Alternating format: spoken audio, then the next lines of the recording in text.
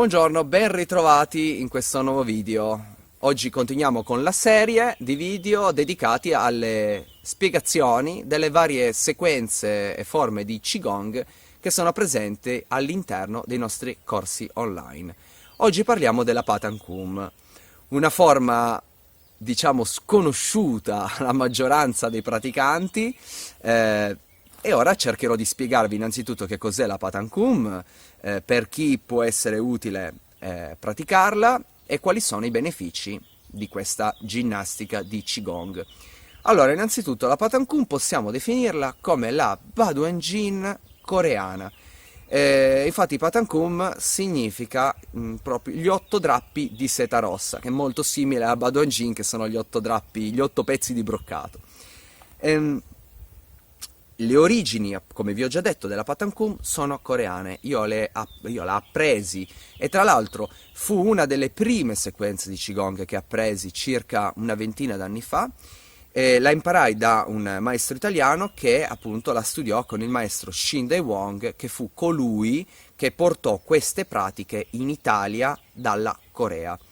E al contrario, come vi ho già detto, di altre sequenze più famose nel panorama del Qigong, come può essere la Baduan Jin, ma come può anche essere l'I Jing Jing, come può essere il Qigong dei 5 elementi, quello dei 5 animali, diciamo queste sono le più famose, le più conosciute.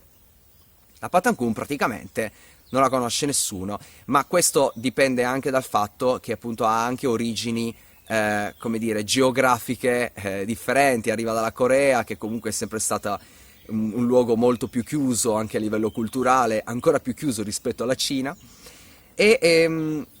però è una pratica che io ho, diciamo, studiato molto negli anni, sono andato molto in profondità all'interno di questa pratica e vi posso dire che ho scoperto esserci molto di più di quello che sembra.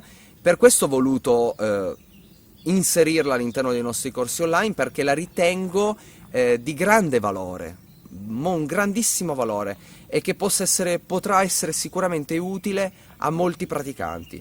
Allora, innanzitutto, la sequenza della Patan Kum, anch'essa possiede 8 diciamo, esercizi in totale. È una sequenza composta da 8 pezzi, 8 parti. Sicuramente è più complessa, ad esempio se la dovessimo paragonare alla Baduan Jin, perché in realtà la Patan Kum è una piccola forma, come potrebbe essere una piccola forma di Tai Chi, però ovviamente più statica.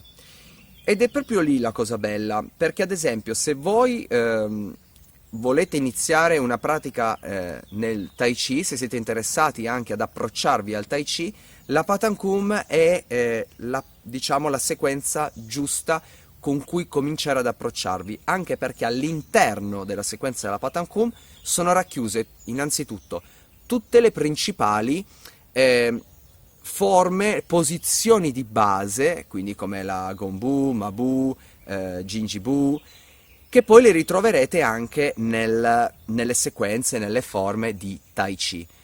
Quindi questa è una cosa molto importante, perché la Patan Kum prepara il praticante ad affrontare poi, in maniera un po' più sciolta, un po' più disinvolta, forme di Tai Chi eventualmente più complesse. Io infatti preferisco sempre, quando, per tutti coloro che si approcciano al Tai Chi, insegnare da prima proprio questo, quindi la sequenza della Patan Kum, e poi passare le varie forme che possono essere la Chen o la Yang, ok? Quindi questa diciamo che è una prima cosa.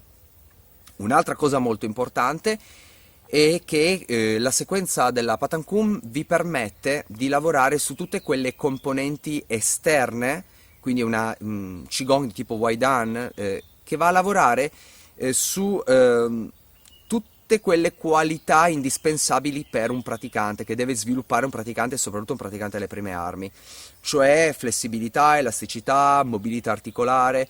Quindi attraverso la Patan Kum si va a lavorare su muscoli, tendini, legamenti, sistema miofasciale, si nutrono le articolazioni, si liberano, E poi anche un'altra cosa, si va a lavorare molto su l'equilibrio, la propriocezione, perché infatti ci sono alcuni esercizi anche su una gamba sola, e quindi sicuramente è più difficile rispetto alla Baduanjin e richiede comunque un approccio differente, perché sarà sicuramente un po' più complessa da memorizzare e, e poi anche gli esercizi non sono, diciamo, semplificati al massimo come la Baduanjin, ma sono movimenti un po' più complessi, un po' più articolati, così li vogliamo definire.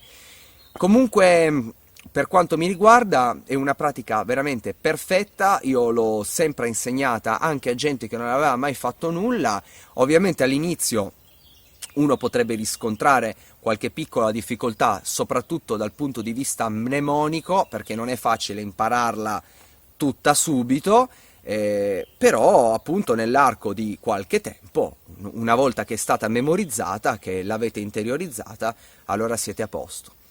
Va bene, io spero di essere stato chiaro e noi ci rivediamo con i prossimi video. Ciao!